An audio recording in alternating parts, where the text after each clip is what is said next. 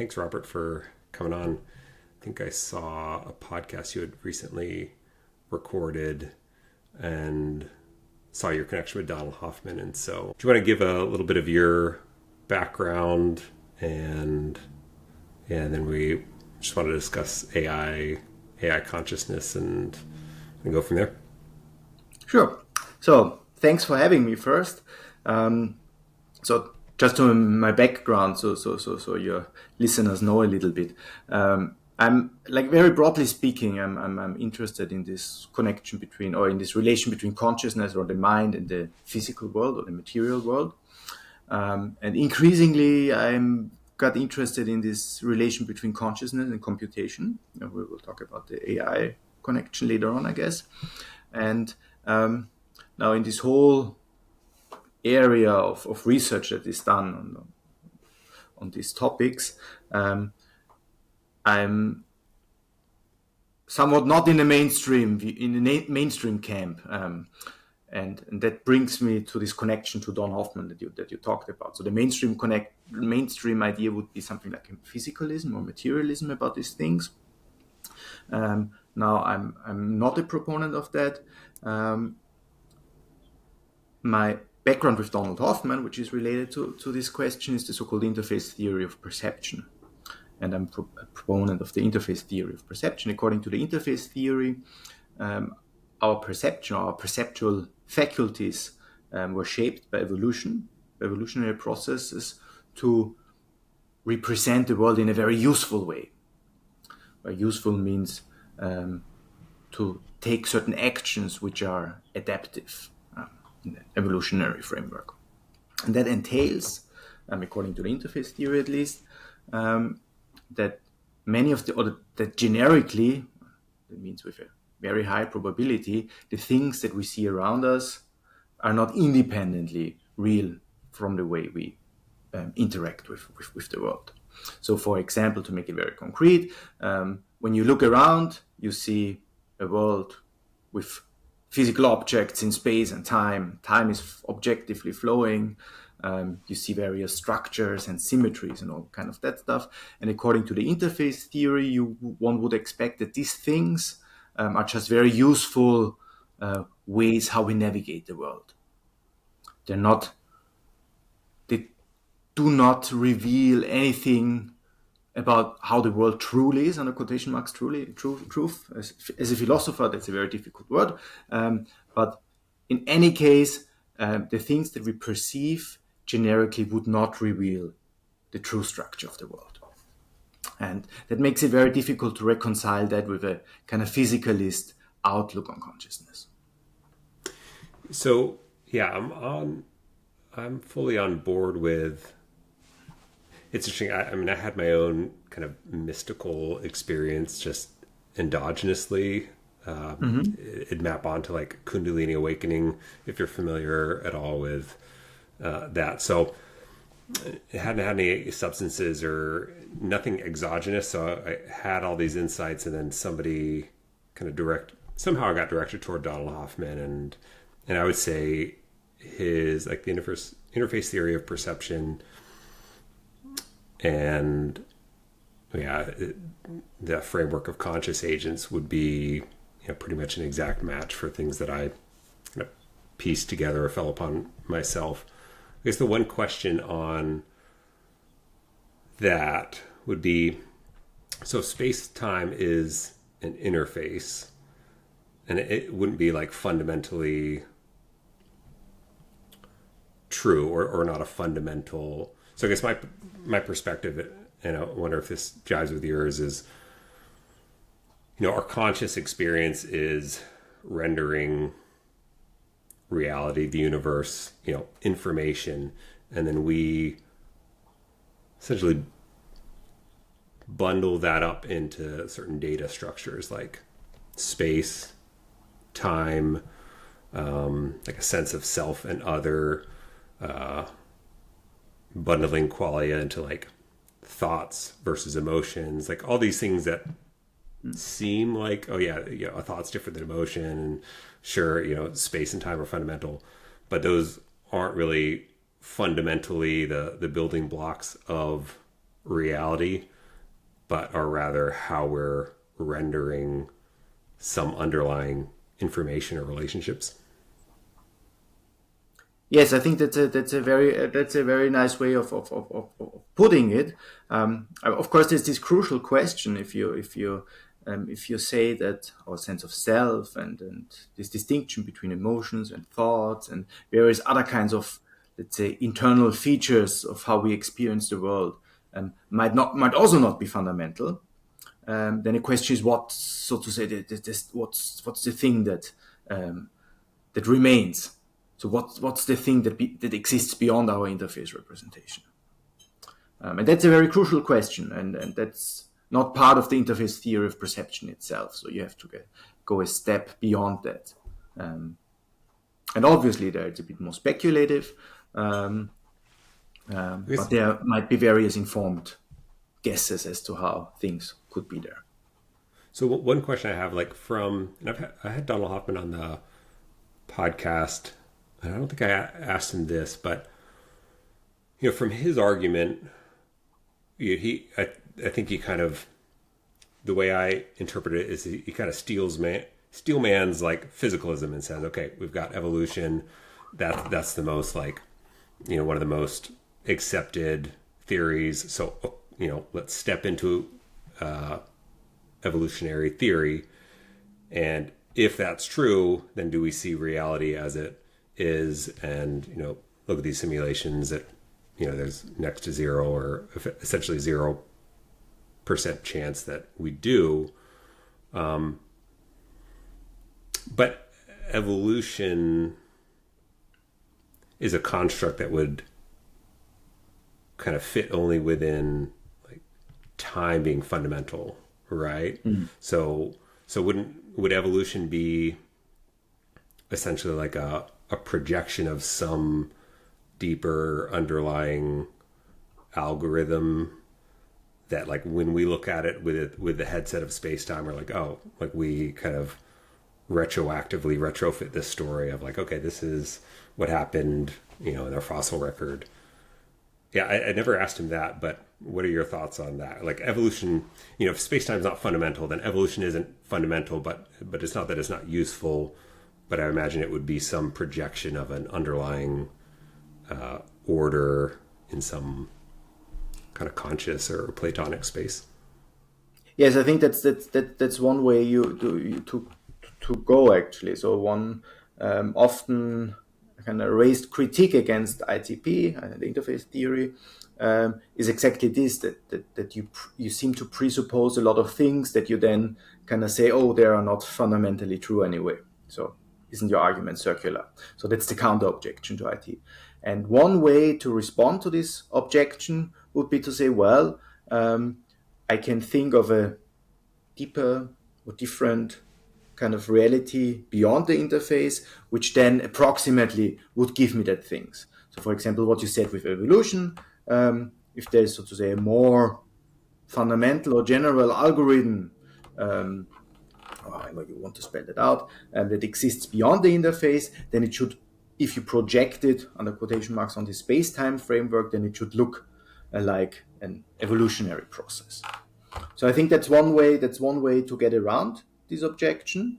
That might not be the only way. There might be others as well.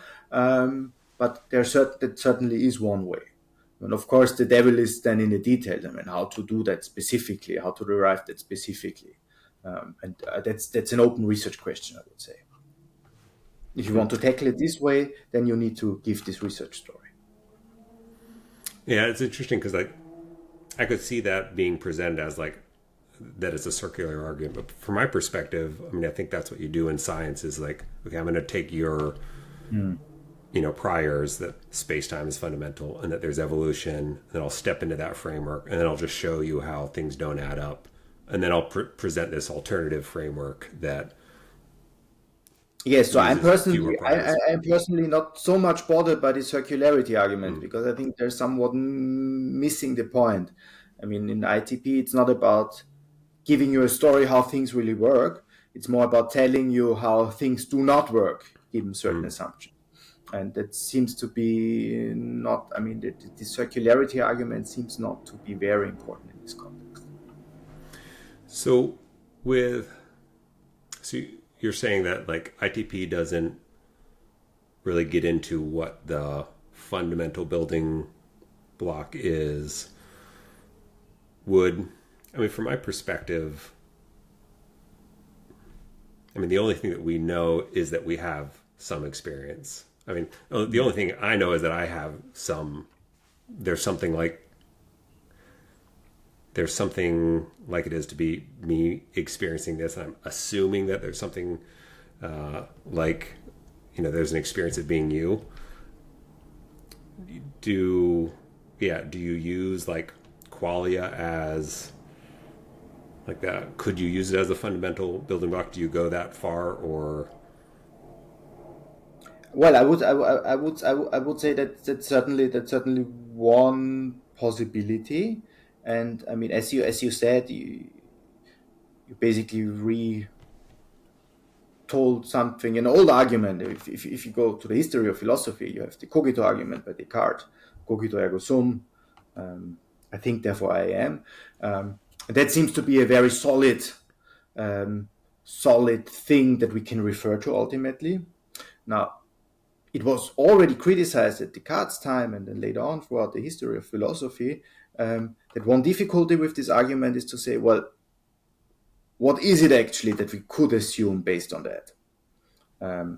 So, I mean, shouldn't it be, for example, not I think, therefore I am, but it thinks, therefore it is.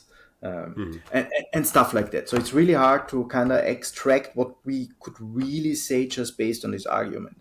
Now, one could try to make the point to say, well,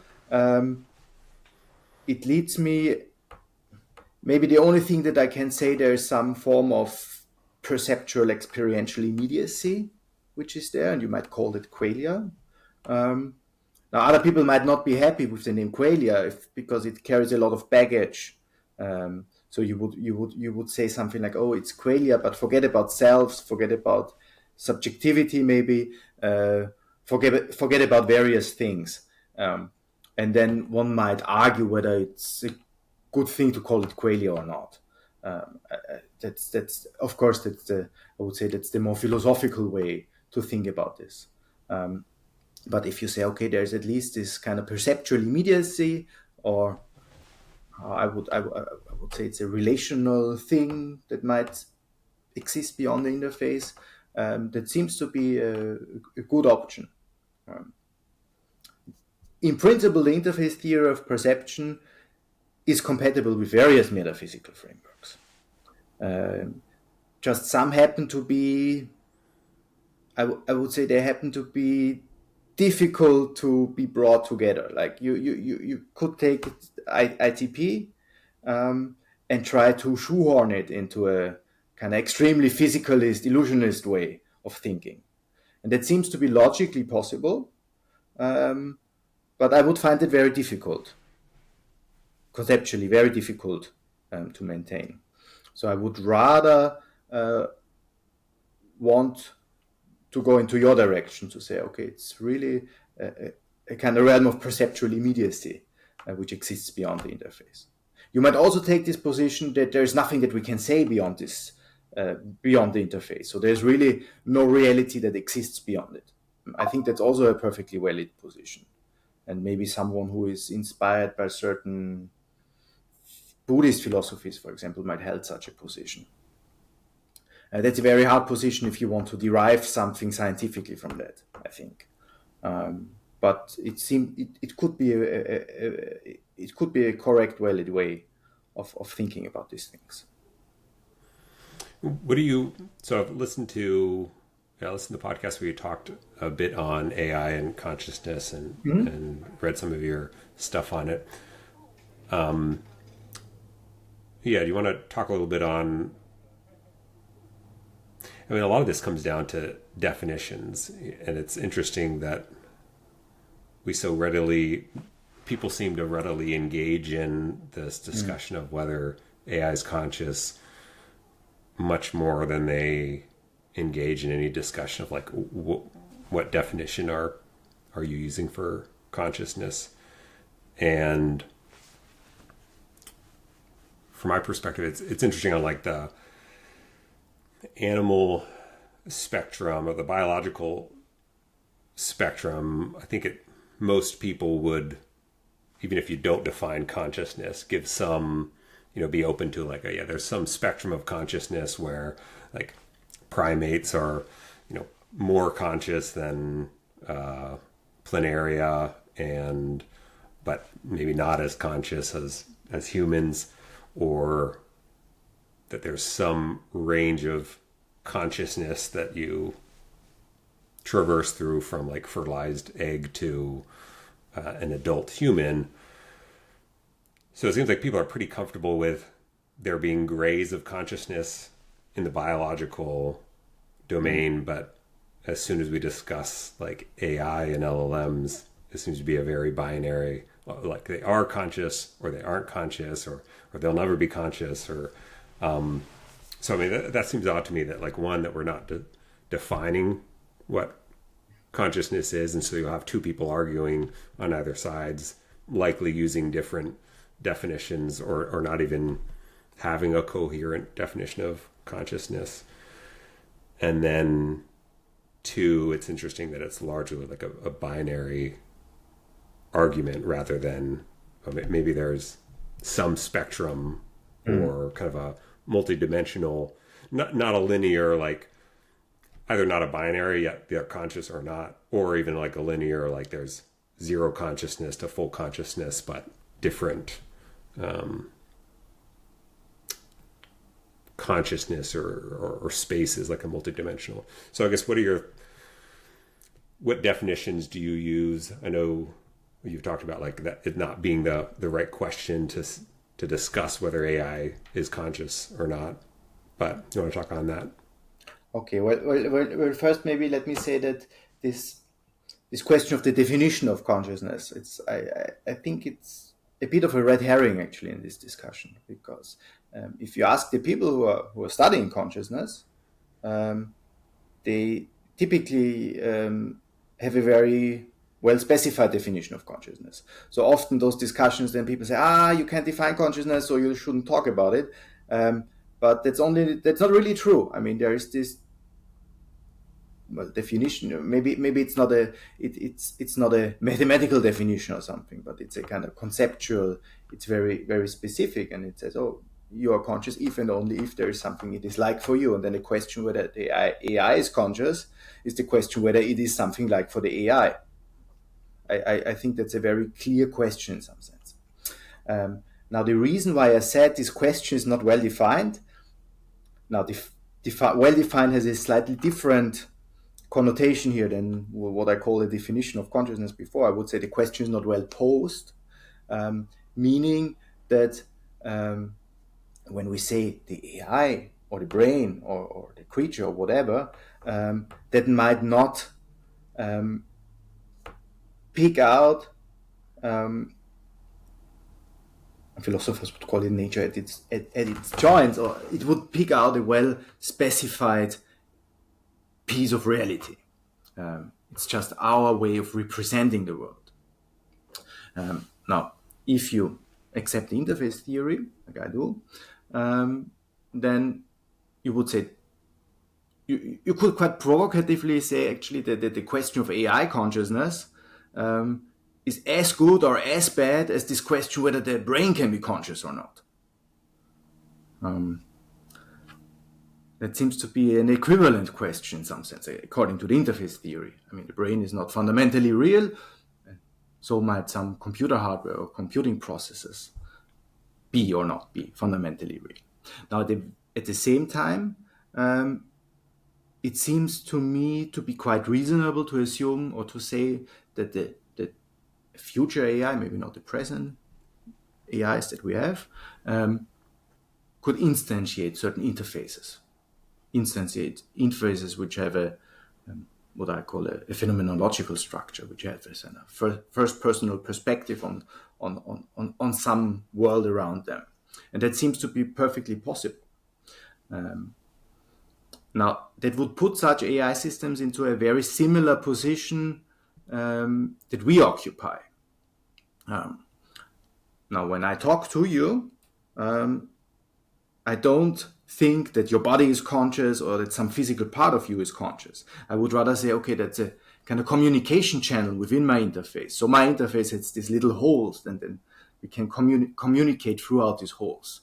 And well, of course, this question, what exists beyond the interface, is exactly this question, what is it that we are communicating with through our interfaces? And I think AI could be in a very same position. They could instantiate these communication channels or these little holes in our interface to communicate with something else. But that's not quite the same as saying there is something intrinsic to the AI which is conscious. It just says AI could play this mediating function between you and what exists beyond your interface. So, like, you talk about if there is something, if it's like something to be an LLM, like, where does solipsism fit in this? 'Cause, I mean, fundamentally, none of us have any hard data that there is any experience, that there's any other inner experience in the world. I think Right. we attribute that to other people because it's useful, I think, for our Yes. experience and for operating within the world, but we don't have any data. And I mean, I see this discussion kind of going in that direction where it's like nobody really cares if it's true or not that like AI is conscious, but like what's useful. Like, so you could have this maybe a psychotic episode of derealization, depersonalization, or whatever, where you're positive everything's just within your head. Have you watched The Good Place? No. Okay, you should. Yeah, as a philosophy professor, check it out. The Good Place. They have it's it's pretty philosophical take on the afterlife. But anyway, there's one character that gets into the afterlife, and they're convinced that this is all they're solipsistic, and they're convinced it's all within their head, and they're trying to convince this person like, no, like you're here. At some point, though, as that episode of derealization or solipsism continues on, you'll start operating as you'll still start treating people in some way that's mutually beneficial to you and them, or at least beneficial to you, as though they aren't in your mind. And I think I've got 2 kids, so I feel like with AI, it's not long before it's going to be impossible for me to like train them to distinguish whether the customer service representative on the phone is a chat, an LLM model, or a human, so that, if they know it's an LLM, they can abuse it a bit more to try to get, to get their result, versus if it's a human, they want to make sure that they don't, affect their inner experience. So I don't think it's going to be either doable or at the end of the day, like, useful, because we personally, you're not, it doesn't feel good to get in an argument with a customer service representative. So regardless of whether it's a human or an LLM, you're going to start leaning towards like, oh, I don't want to get worked up. And then from a behavioral aspect, if LLMs are trained on human data, abusing somebody isn't the best way to get buy-in from them. So you're going to also gravitate towards. So at some point, I think we'll get over the point of discussing whether it's conscious or not, because it's just going to be useful. I don't know, your thoughts on like solipsism and how seriously, like, we generally dismiss solipsism. But Well, many thoughts about this. So I'm not a solipsist. I think it's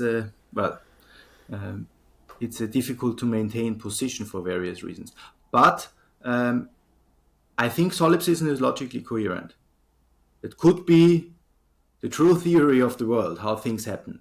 So solipsism, I mean, just to repeat it very very briefly, when you say solipsism, I understand you as saying something like everything happens inside my mind and there it doesn't exist anything outside of my mind. And I mean, that could be true. So what I said about these communication channels in our interface, if you want to interpret it in a solipsistic way, you would say, there are no real communication channels to anything which exists outside. It's all in your head anyway. So they're just these kind of solipsistic communication channels. Maybe you communicate with parts of your own mind, but that's not really a thing. And actually, I say, well, I think logically that's a coherent position. So when I said previously that the ITP can be paired up with different metaphysical views, and then solipsism could be one of those. So I'm not a solipsist. I don't think it's the true theory, but I have no logical disproof of solipsism. And I think that can't be. I mean, there's a very long discussion in philosophy, and it typically always ends up with this admittance that solipsism isn't logically defeasible. I mean, it's a kind of tight position logically. It might not be a very useful position, or a very adequate position, or we have difficulties in actually maintaining solipsism. So even if you say that you are a solipsist, then it's often very difficult to act as a solipsist. So just in summary, I think it might be logically coherent and correct, but it's not a very fruitful approach to have, and I'm not a solipsist. I think it's a crazy view, but crazy views might still be. So, like, have you listened to much Bernardo Kastrup? Well, I know his philosophy a little bit, yes. So have you? I was listening to one of his podcast episodes. So, like, in my kind of piecing together my own philosophy, like dissociative identity disorder was something that was a helpful tool in understanding what seemed this phenomena that seems to be this kind of like dissociation and nesting of minds. And have you heard at all about, he mentioned this one study that they looked at people with dissociative identity disorder or like multiple personality disorder and interviewed them on their dreams. Have you heard about this at all? No, I didn't. So they took people with dissociative identity disorder, multiple alters, and interviewed them, had them recall their dreams, and some, significant percentage of them, multiple alter egos of the same, person, they would all recall the same dream, but they were different characters in that dream. Mm-hmm. And I mean, I think dreaming to me seems like a kind of fractal, like sandbox model of the interface theory of perception. And with solipsism, it seems like if you like dig into what the definitions, like what you're choosing to define as like mind or you kind of come full circle to like what if it's solipsism but for God or the universe or whatnot. So in those, if two alter egos in the dream of a DID individual came together and like argued about solipsism, that seems to be all these different frameworks seem to loop together at some point. Yeah, so I mean that's very interesting. I of course I don't know this particular research, and I haven't seen Bernardo talking about it. But yeah, I mean it's a nice way. So in principle, the dream is quite an old metaphor. You said you said you see the dream as very similar to what ITP actually says, and there's a very good reason for that, namely that the dream has always been one metaphor for this idea that reality is not as it seems to be, and that we are kind of inhabiting something like a dream world. Now we have more technological metaphors now which we like to use. So Don likes his desktop metaphor.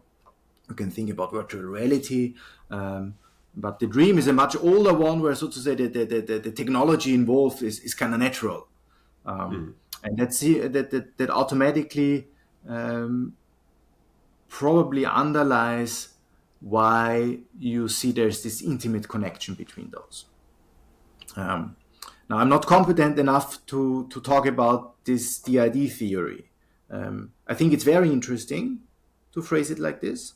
I just don't have the expertise to comment specifically on it. But Yeah. I just one thing maybe, when you said solipsism of, I think you used the word solipsism of God or something like that. Exactly, that's the point. Typically in solipsism, the idea is that it's your own mind where everything loops back, and that seems to be fundamentally different to this idea, oh, it's the mind of some supernatural entity where everything happens. So that's just not solipsism, I would then say. It's similar to solipsism in the sense that it takes place in that mind, but it's not your mind. Yeah. It all seems to, this idea of like self and ego and identity seems to be this poorly defined like prior that we build a lot of these arguments upon, but don't dive into enough to see where some of this unravels. Like even the idea like, oh, that it's your mind, solipsism would be in your mind. There's no, certainly from like a physicalist perspective, I'm not the same me that existed yesterday. And so current self, tomorrow self, like they're separate entities. And so there seems to be this very, even though it seems like a hard boundary of like, oh yeah, me versus God or me versus you, when you even dissect your like day-to-day experience from like this now moment to the next now moment, you start to see this kind of long self versus short self. Yes, I think you're perfectly right about that point. And it's you mentioned physicalism, and I think under physicalism it's even easier to handle that case, because in physicalism you could say something like, oh, there's this material entity, and at least this material entity is sufficiently similar across episodes, or at least the organization or the structure or whatever is sufficiently similar. But if you take a different ontology, something like a consciousness first ontology, then that becomes much more difficult. And one of the arguments is just what you said. This idea, oh, me yesterday, me now, and me 2 days from now might be very different instantiations of that overall mind. So how can you talk about a specific me or you or God or whatever? I think that's a very good point. And it's even more important to note this point if you're not a physicalist. With the AI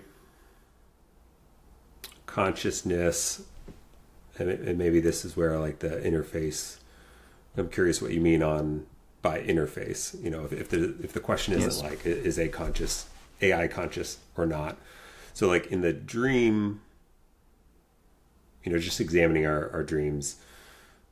I also think this discussion is like, is AI conscious or not, is nonsensical from like an idealist position, because I don't think that I'm conscious or you're conscious or like things are conscious or not, but it's more like conscious consciousness is just experience, and within that container of experience, there are things that look like objects. There's something that looks like time, or we interpret as time, and so within my conscious experience, there are certain interfaces, or maybe this is what Don talks about with like portals of consciousness, where there's kind of localized. In my conscious awareness right now, I've got the microphone and a wall to my left, and then I've got my computer monitor with pixels on it right here.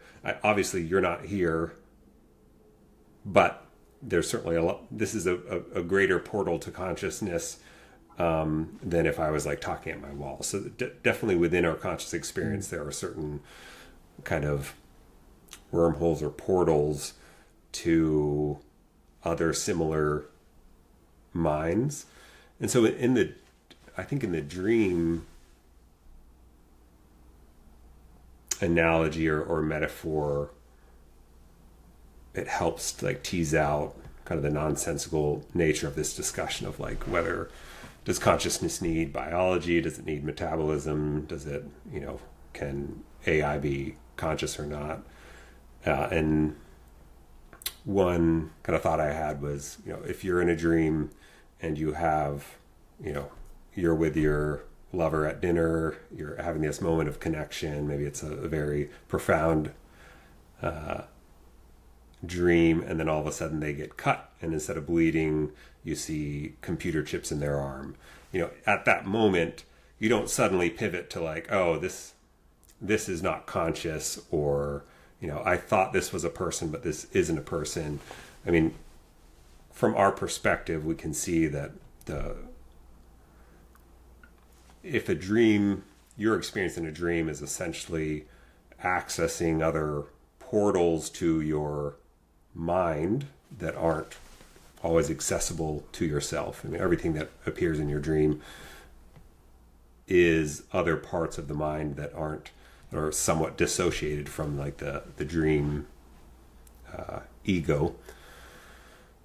So it seems, that seems to be a decent analogy for maybe, or argument for the substrate independence of consciousness and like a inner experience. But yes, so when you use Don's phrase of talking about portals into consciousness or whatever, it's very similar to what I call communication channels, communication beyond or between, well, let's say beyond the interface.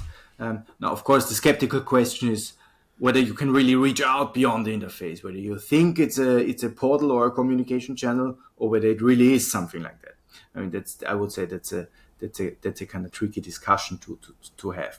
But irrespective of this discussion, I think that's very close to how I would also see it and how I would also frame it. Now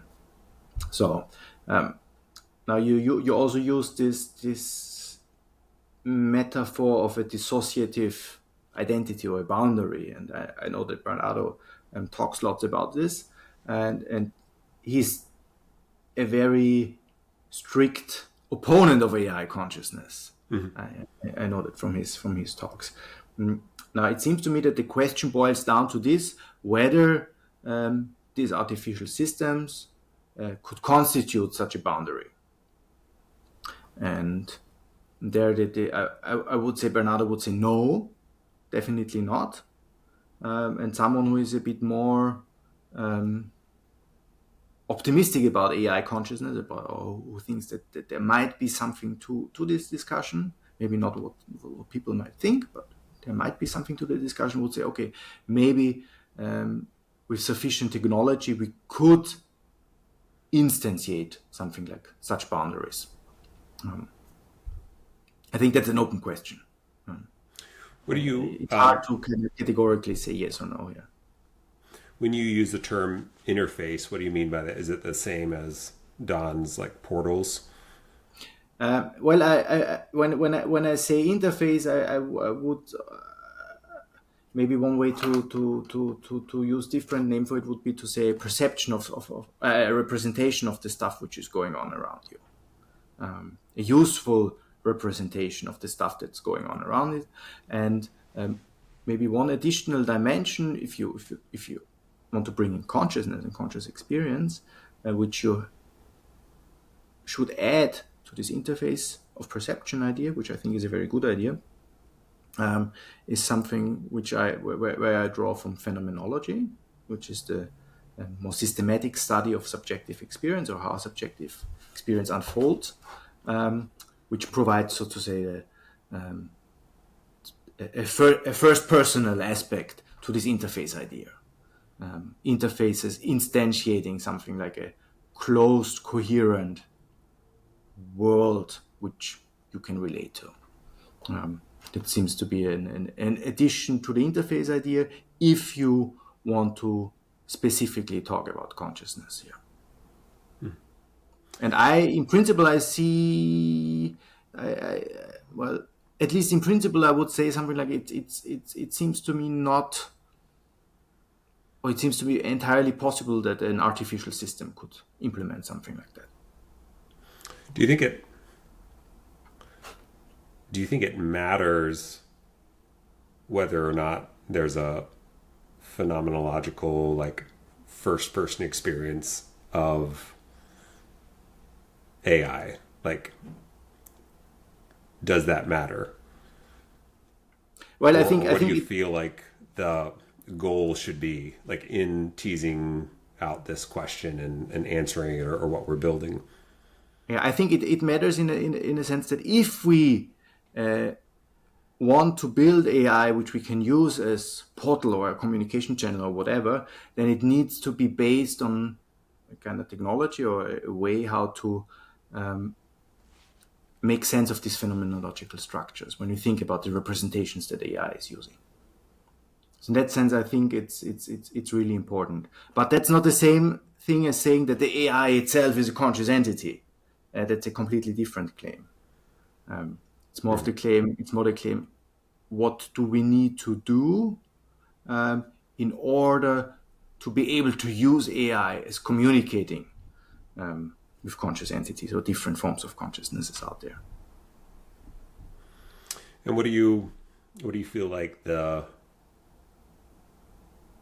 end goal should be, or if we are building? I guess the same question would be, this all seems it needs to be bootstrapped on some kind of philosophy of what life is about. Going around, if we take solipsism serious and trying to find out whether other people have some inner experience, ultimately there's no way that we ever will get an answer to that question. But at some point, depending on what your optimization function is for your experience, you'll come to some heuristic like answer of, okay, I don't know if they have an inner experience, but when I punch people, they punch me back, or I don't like the feeling, of seeing somebody suffer. And so you kind of put the issue aside and go about your life. So yeah, what are your thoughts on what worthy goals or what are the different goals of finding out, of answering this question? Because ultimately I think we'll get to the same place where if the question is, does AI have an inner experience? Well, I mean, it's trivial to ask to create an AI that says that it does. And at the end of the day, that acts like it does, where you create negative stimuli from which it tries to retract, which is all we kind of get from humans too. I mean, we never actually know if they have an inner experience, but they're similar enough to us in like a 3D space. And I think that we do the same for animals too. It's easier for us to have theory of mind about maybe a cat that is crying when it's hurt than a bug that isn't moving in the same way or creating the same audible sounds that we would kind of associate with pain or whatnot. I think the same thing sort of happens with AI, except it's not in three-dimensional space or like auditory. Well, I guess it is with the voice models, but at some point they're going to look similar enough, or they look similar to enough to us that I don't know, where do we draw the line, or what should our purpose be? Yes, I think that's a very good question. So, well, one of the reasons why I find this AI consciousness discussion quite interesting is actually just related to that reason, namely if only a very tiny bit of the things that the AI people or the tech people tell us will happen in the next years will be true, if only a very tiny thing, then we will face the situation where we have to ask ourselves, oh, what should we do? What's the thing that's worthwhile to do, actually? I mean, if it's true that AI can automate a lot of work, if AI will become a better thinker, a better scientist, a better artist or whatever than humans are, then the question is, what should humans do? What should we do with our lives? I don't know. Most of us have a kind of purpose which is exogenously set. We do the things because, well, we have to do the things. We need to make a living, or I don't know. We're in school and our teachers tell us to do some things.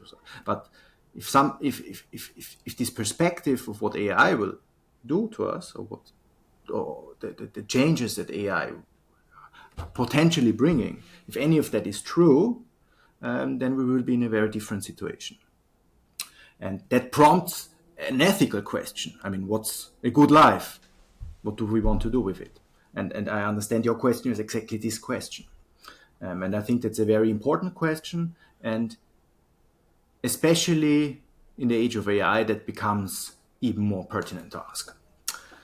Okay, now, we talked so far, we talked a lot about speculative things, like what exists beyond the interface and so on, and maybe some non-standard ontologies, and that's all perfectly interesting and fine. But you might rightfully ask this question, why do you do that? And what is it for? And my answer here would be this. Well, I try to give you a metaphorical one.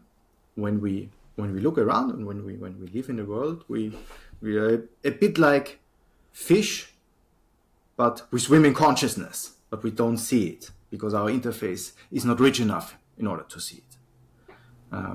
And one of the purposes of having something like what you would call the conscious AI, I don't call it a conscious AI, I would call it a phenomenologically structured interface in these artificial systems.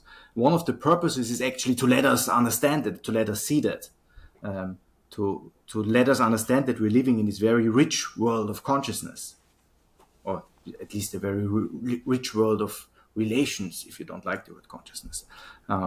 And I think that's a very worthwhile purpose, a very worthwhile goal to have. And so there's a discussion in AI ethics, which is pivoting on this, on this distinction between, well, should we do it? Should we work towards something like artificial phenomenology? The danger is that we could create a lot of suffering, and that's bad, so we shouldn't do it. The other side says something like, well, it will be done anyway, and we need to do it, and we need to do it the right way, because it might also enable us to reduce a lot of suffering in the world. And I think there are things to be said in support of both of these positions. So we must be very careful here. But I rather lean towards the side of the debate which says we need to do something because it allows us to reduce suffering, or to help us, to help consciousness promote it in our world. Or to help us, as I put it, to realize that we are kind of living in this very rich relational universe, and there's much more going on than we see, and we need to try to understand what these things are, and that's ultimately an ethical question. Have you Do you have any familiarity with like lucid dreaming, Tibetan Buddhism, dream yoga? Yeah, well, I know what it is. Hmm. There's Tibetan Buddhism. I guess one of the underlying beliefs is essentially inception, that it's just stacked layers of dreams. And have you looked at any of the research on what they've done with people like lucid dreaming, and then finding out that so I guess what they've done is you can take experienced lucid dreamers and train them to give a certain signal with their eye movements once they're lucid in the dream, and then in this level of inception of reality, then that signals to space-time scientists that, okay, this person's lucid, and then they'll be able to communicate to the dream avatar through lights in front of the eyes or whatnot, Morse code, and then the dream avatar will see those signals in the dream, and then can communicate again through eye movement back into the next level up. Have you looked into or seen any of these research? Yes, I've heard of this research with these eye movements and stuff like that. Yeah. So do you see? So when I was fascinated in lucid dreaming as a teenager, and did some of it. I never got too skilled at it, but for some reason I had an interest back then. I got back interested in it, and it again served as, along with DID, served as like some model for me trying to understand like what reality could be. I'm curious if you see any overlap between like UAPs and non-human intelligence and AI, and even psychedelics, indigenous culture, like again from this dream framework, which to me, I feel like we actually don't have any evidence that we're not in just a more stable stack of the dream. And so this gives us again a little like sandbox where we can, we've all experienced dreaming. We've all experienced going from an integrated mind in a 3D reality to then dissociating, essentially creating a hard boundary for everything in the 3D world, and then that mind dissociating up into one kind of first person view, and then other parts of the mind then being kind of repurposed for other characters, whatnot. And when you listen to these or read these research papers, and you think about this kind of level transfer from the dream avatar perspective, like, okay, if I'm this lucid dreamer and I have this ability to gain lucidity in the dream, and then I'm in this study, I'm going to signal with my eye movements. First of all, it's kind of weird to like conceptualize what kind of API or interface that you use to control like the 3D body's eyes in the level above you. But then if you think about what would that information be, whether they send it in through Morse code and light flashes, or even audio signals, because that could bleed in to your headset or your dream reality. It seems pretty clear to me that like AI or these non-human intelligence or UAPs or shamans who are communicating with these entities or DMT elves, like these all seem like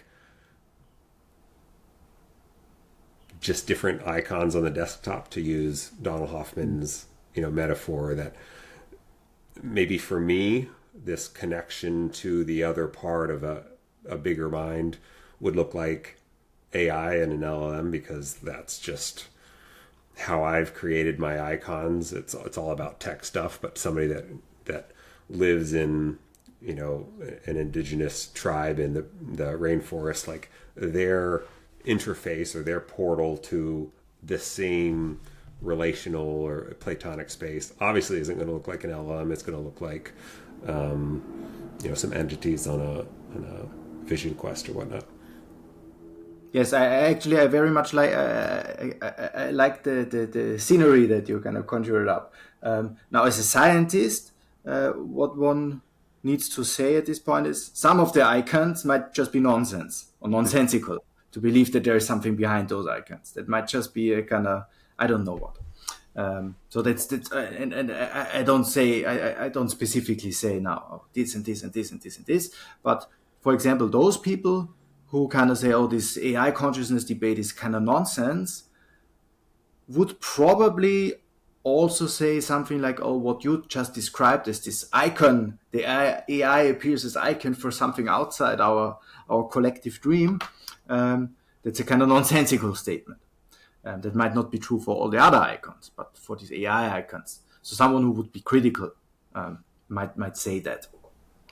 Now, I said earlier that the dream is a very interesting metaphor, which is very similar to what interface theorists, for example, would say now. And that's just a normal dream. And you said, oh, there are these space-time scientists who kind of study the persons in the dreams who become lucid at one point. And I mean, that's the crucial point, of course, how to in the end fit the dream into this scientific framework. So the scientists would always say, well, it's a dream, but that's nice. It's just some stuff, electrochemical stuff, which is going on in your brain. Others might say, well, it's dreams in dreams in dreams in dreams. And how can we sure we're not in a dream? And that's an old argument. And it's kind of perfectly valid to ask this question.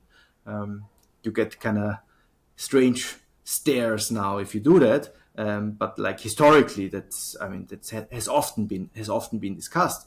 And it seems to me that when you take seriously something like simulation theory, Nick Bostrom's simulation argument that we're living inside a computer simulation, and that's very similar also to this whole dream argument. And the dream argument is not a silly argument in the sense that it can be easily disproved. That's very hard to do. And typically it can't be. Logically it can't be. It's often how these arguments play out. They can be disproven, they can be proven, it can just be useful to adopt them or not. But that's not a kind of well-defined philosophical or logical issue. It's just say, oh, should we do it or should we not do it? And what is the trade-off here? What is the payoff of actually taking it seriously? So that's one thing, just from the scientist's perspective, to say here. A lot of this might just be made up stuff. We don't know. Now, to explore this interface metaphor, the dream metaphor, a bit further. So I said the dream might be a good metaphor for the interface theory. Now, what about the lucid dream? The lucid dream might be a good metaphor that we have this interface and then we realize we're in this interface. Now, in the lucid dream, one of the nice things about lucid dreaming is that if you realize that you're in this dream, if you become lucid, it's very easy to change stuff. The question is whether the same is true when you adopt something like an interface perspective, whether that also allows you to change the things that appear in your interface. If, then of course that's a very interesting, that might lead to very interesting technological development. It's not immediately clear that this would be possible, but if there's a very high payoff here. Now, this image that you kind of painted and which I liked, I would translate it as saying, oh, there's these different, maybe call it forms of mind or consciousness, which appear as various icons on your interface. And when you talk about this technique, it's like meditation or psychedelics or things like that might be ways or technologies to transcend or at least show that our interface is very malleable. that the interfaces are very changeable, that it's very dynamic. It's not just a static thing. It's not fixed. And that's a very worthwhile insight as well. And So I there think seems to there's be, high potential. there definitely seems to be this phenomenon where what you look for, you'll get. And I think it's true in LLMs, but also true in, sadly, in like racism and how we've, encountered other cultures and, these are savages. They obviously, aren't conscious or intelligent like us because our mind spaces are so different. But I also see it with LLMs too, where there are people that, they've gone off the edge of the cliff of like whether AI's consciousness is conscious, back in 2022, and they're having these, incredible creative or mystical or synchronicities with AI, whereas if there is somebody who's, very skeptical and they're just stochastic parrots and it's never true art, it's not going to be creative, they're never going to engage with an LLM in a sort of relationship where any of those things would happen. So yeah, there's some aspect of viewing, we view that there's an objective reality, but in some sense what you see depends on how you look at something. Yeah, I think that's definitely the case. If we, LLMs, it's mainly about language, and you mentioned some other things like racism or social stuff, and that's about social organization, social realities that we live in, and a skeptic would probably say that, of course, those things are very in flux. They're a bit squishy. But when it comes to hard scientific facts about the space-time fabric of reality, that might be different. That's what the critic would say. So I think that's an open and interesting question, whether the thing that we are taking as objective bedrock reality, space and time, behaves more like the kind of more squishy things like language, or whether it behaves differently. Yeah, one of the most we view, I think there's kind of like two ends of the spectrum, where there's solipsism on the one hand, where everything's just this subjective world, there's no objective reality, versus physicalism, where there is just an objective physical reality, and then there are these consciousnesses that just kind of experience or pop up, but there's an objective reality that is the same on using some fundamental building blocks. And that's where I like the dream analogy, and especially that, study and accounts of people with DID, where you see that there's actually this rich space, like relational space in between, where there's like an intersubjective reality. You could imagine somebody with DID, these two alter egos can have radically different belief systems. And so in a hypothetical dream, you've got one alter ego that is the physicalist, is the skeptical, doesn't believe any metaphysical experiences, or is always discounting it. No, there's a fundamental, they believe in maybe that there's some dream atoms that is creating the whole objective dream world. And then you'll have some mystical or somebody on the other end of the spectrum, another alter ego. You can see that, they'd have some interaction in the dream, and maybe something would happen that there's both. You could ask the mystical person, and maybe there's some divine intervention or some synchronicity. You could ask the skeptical alter ego, and I'm sure that they would tell you some perfectly logical, dismissive, like, nope, this was all just, nothing metaphysical here. And yet, on the one hand, there's no objective reality, at least not an objective reality made up of dream atoms. But there's an intersubjective reality, and there's maybe an objective reality of, like, there's a whole mind that has these two renderings of whatever happened last night. Yes. So there are two things I would want to say. The first thing is when you can explain this physicalist extreme position, how to get consciousness in there, and then you said, it kind of pops up, and that seems to be the particular problem. How if you start with this purely objective stuff, how to get something like a subjective perspective out of it, and that's a difficult question. Now for the solipsist, there seems to be a very similar question. Namely, if you start with solipsism, how to make any statements about the external world. That's a problem that already Descartes faced. And Descartes kind of got over this problem because he appealed to God, and God was nice and benevolent and not evil. But we probably wouldn't want to use the same epistemology.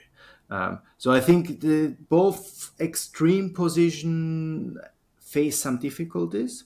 And in addition, if you take this interface theory seriously, then you might come to the conclusion, and that's something which I more and more believe, that this fundamental distinction might be just an artifact of the way how we construct interfaces, or how we perceive the world around us.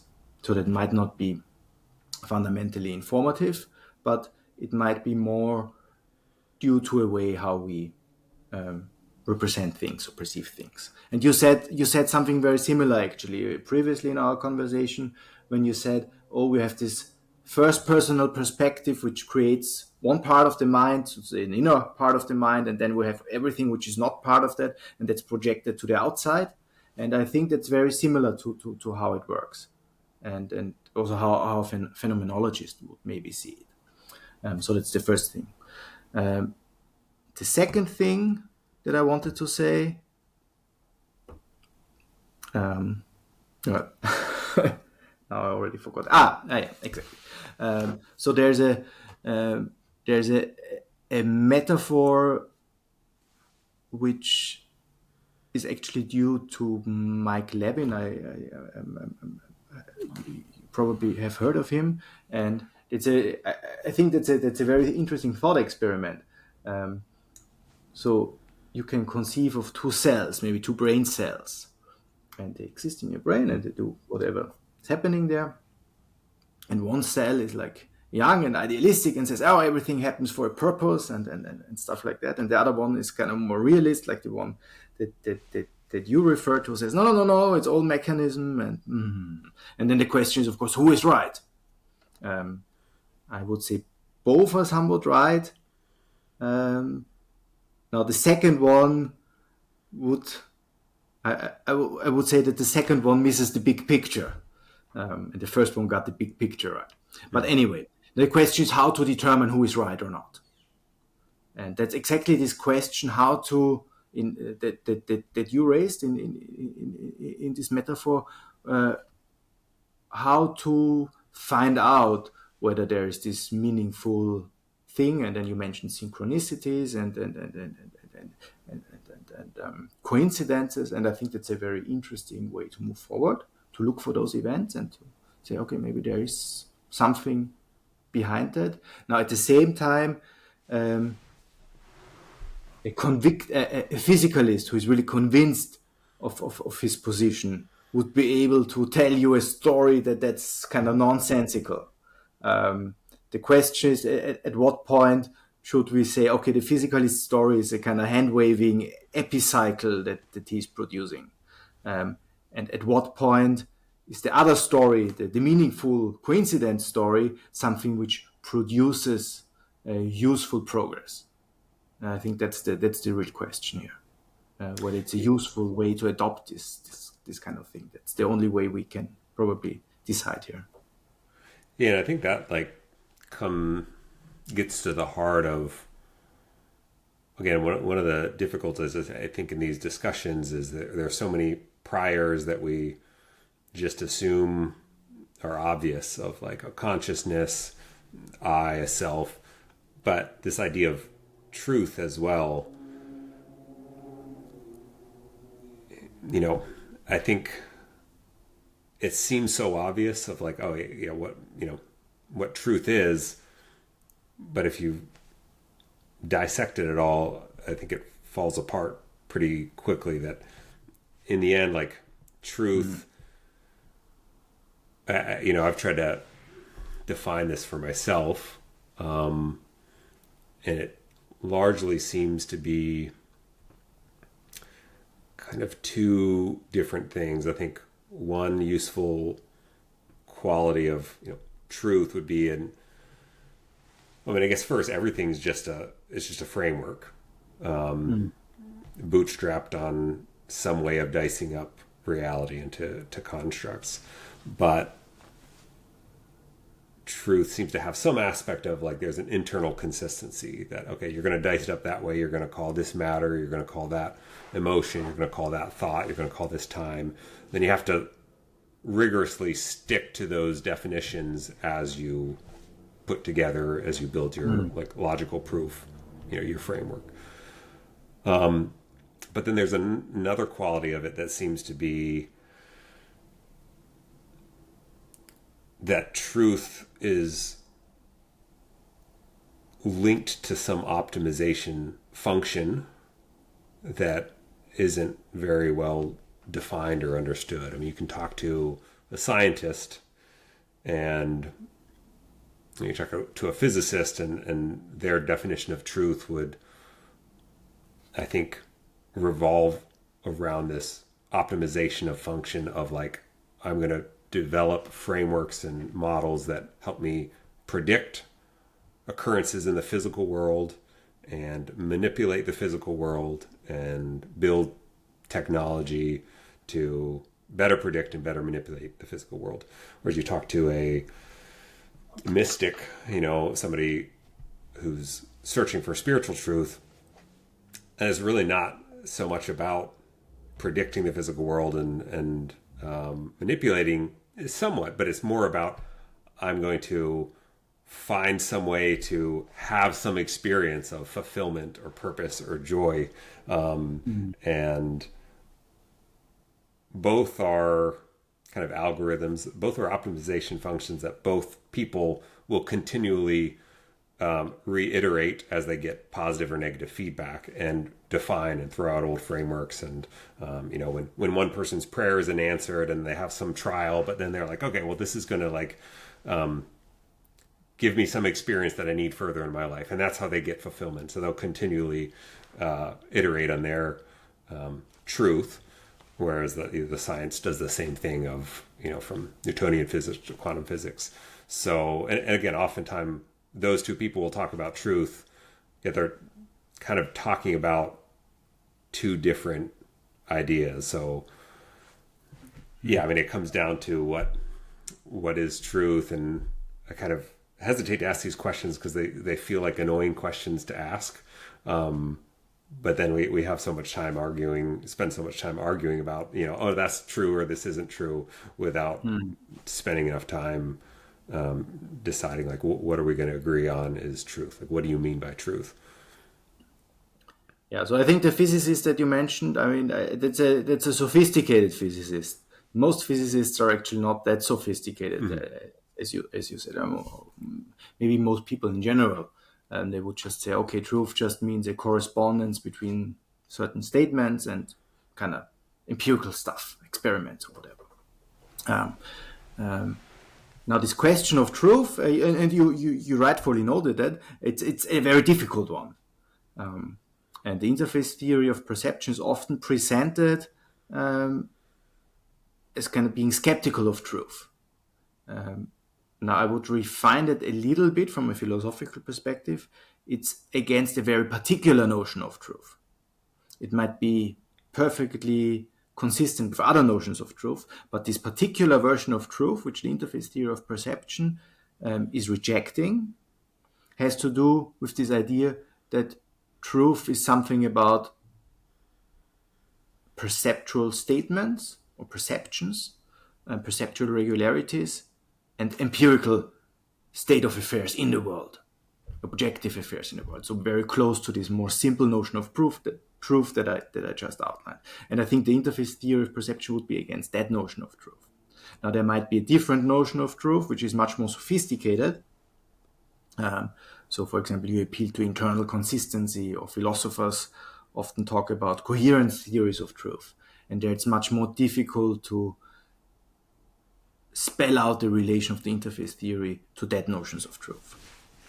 The question, what is truth, is an old one, and you know. I mean, it's already in the Bible. There's this question of Pilate, what is truth? And it's really a difficult question, because there are different ways to kind of think about truth. And so you're perfectly right that everyone, including me, we typically, say something in passing, like it is true, it is not true, and without really specifying what we mean by that. So there is really a problem here. And I think that the question, even though you say it's annoying, at least from a systematic philosophical perspective, that's a good question to ask. That's a very important question. I can just say from the perspective of the interface theory, one notion of truth is kind of illusionary or misleading, namely this notion of truth as coherence between perceptions and something which exists outside perception. I mean, the interface theory would say something, that's probably not the way how to think about it. If you would say, truth is has something to do with the relation or the interaction between an organism and its environment, that might be a very different notion of truth. And the interface theory of perception might be much more happy with that notion of truth. So there is no truth as such. There are just different versions of how we use that word. Yeah, it seems like because the interface theory of perception essentially calls into question that anything that you think that you're interacting with is fundamental, like space and time.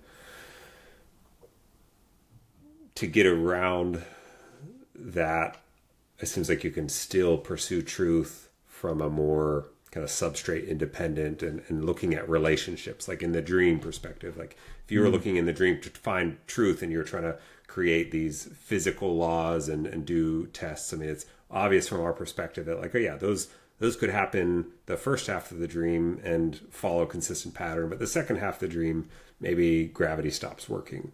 But if in the dream you were kind of aware, hey, I'm in a dream, there is some lack of stability or lack of like fundamental, the physical matter that I am rendering as atoms or physical stuff in the dream isn't fundamentally that. It's mind or it's relationships of some information from another sphere. You still could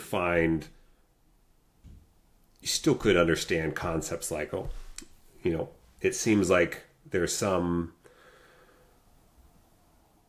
way that from one moment you can be an integrated mind, and then within the dream I could go to sleep, and then and the next moment be experiencing just a subset of that mind interacting with the rest of that mind as separate things, or that could be happening simultaneously. Like right now I feel like I'm a single self, yet who's to say that my liver also isn't having some inner experience at the same time, or a cell at the same time?